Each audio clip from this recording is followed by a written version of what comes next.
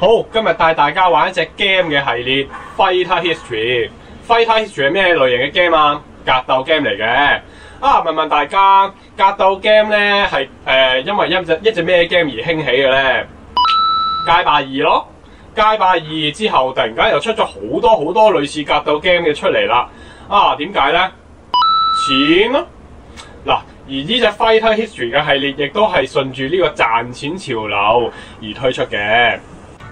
而街霸嘅製造商 Capcom 梗係唔滿意啦，突然間咁多 game 跟佢風係咪？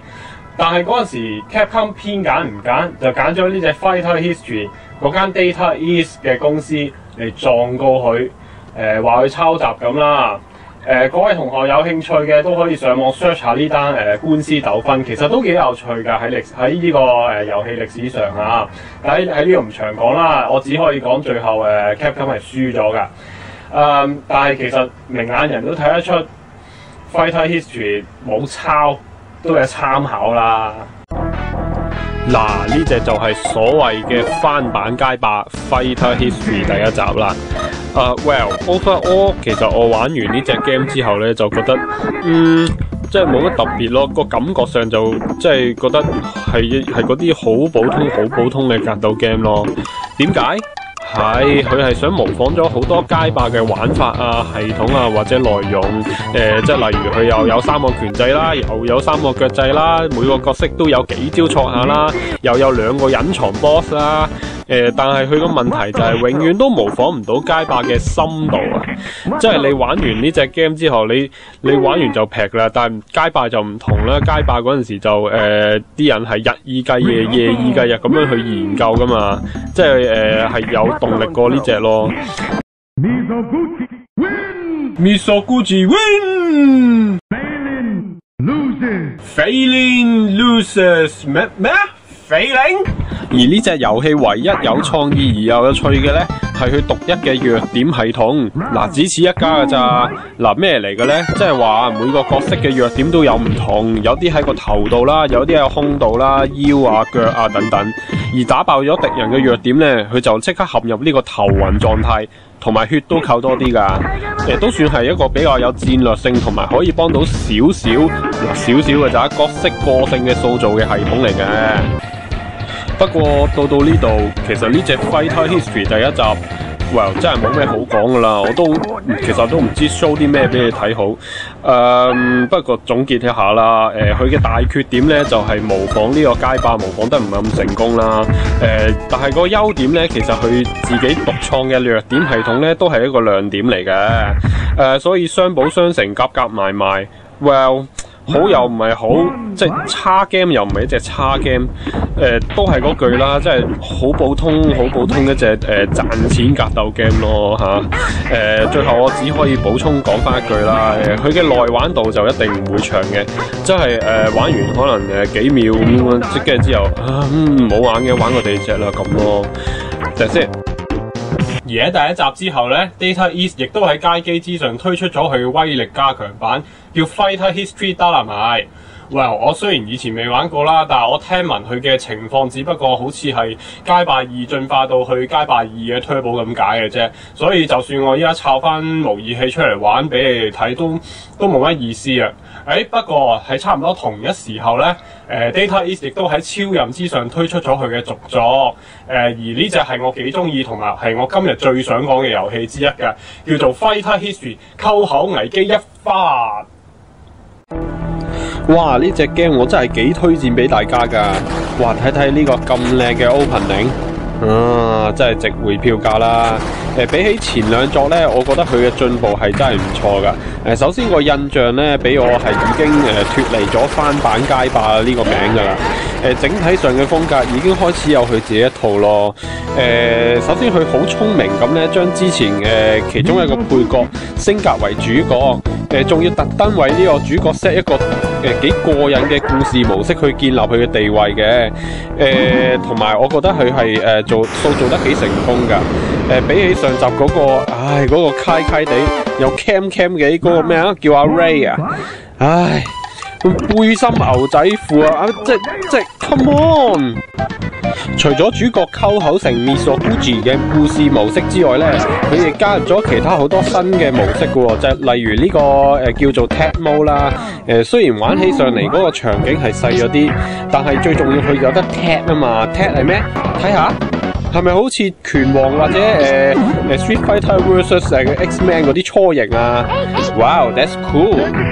同埋呢隻 game 嘅進步嘅地方係加咗兩個新嘅模式啦。一個係練習模式啦，當然可以練下招啦，但係同時亦都可以練下連續技嘅。係啊，你冇聽錯啊，係連續技啊！你諗下嗰個年代喎，不過最興奮嘅咧，當然有教學模式添。呢個教學模式可以教你每個角色大概有幾種嘅連續技套路添。哇，正啊！Well， 不過其實小弟係唔識日文㗎。我都係估下，勉勉強強都叫做完成到主角嘅連續嘅教學咯。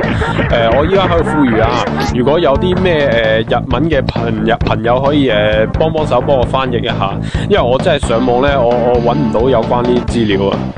啱我哋都睇到其實個 opening 幾正噶啦，而我覺得呢隻 game 個總體嗰個畫面咧，比起上兩集係提升咗好多，人物背景嗰個模型都細緻好多，版面人物選角嘅畫面設計都型好多，人物設計畫風啊，你睇下嗱，呢啲先似翻個人樣噶嘛，即係睇落都自然啲同埋舒服好多。但係我哋睇翻之前嗰集，個塊面都好似搽咗啲硬膠咁，即係你想挫個硬漢樣都唔等於要面部抽筋兼肌肉緊張㗎嘛？嗱，連女人都變咗男人婆添啊！唉，真係。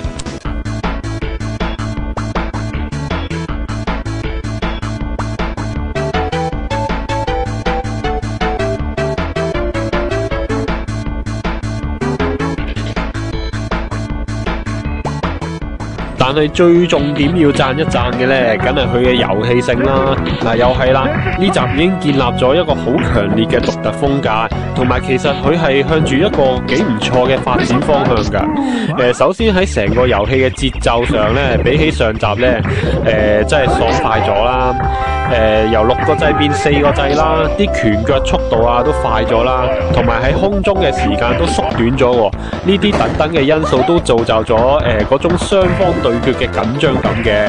講起爽快啊，隻 game 改良過嘅打擊感其實都幫助咗唔少噶，即係打起嚟都索聲啊。而獨特嘅弱點系統亦有相對嘅簡化啦，即係話比起前嗰集咧，更加容易去攻破大家嘅弱點，都係啦，又係加強咗雙方對決嗰種緊張感啦。而新加嘅連續技系統咧，真係一啲都唔弱㗎喎，哇，非常之有研究嘅價值啊！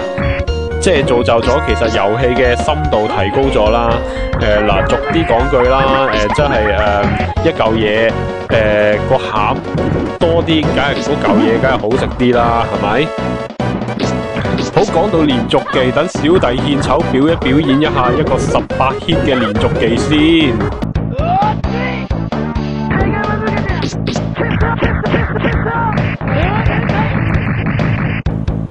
哇，真係爽快啊！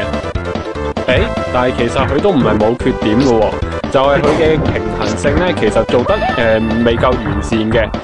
即係例如依家你睇下佢隻腳，喂，你好咯喎，喂，屈機啊！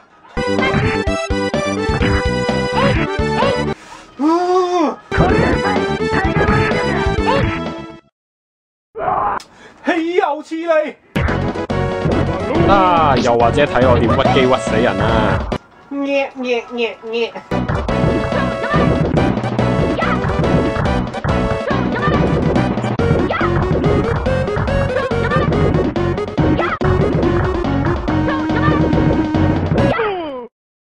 哎呦！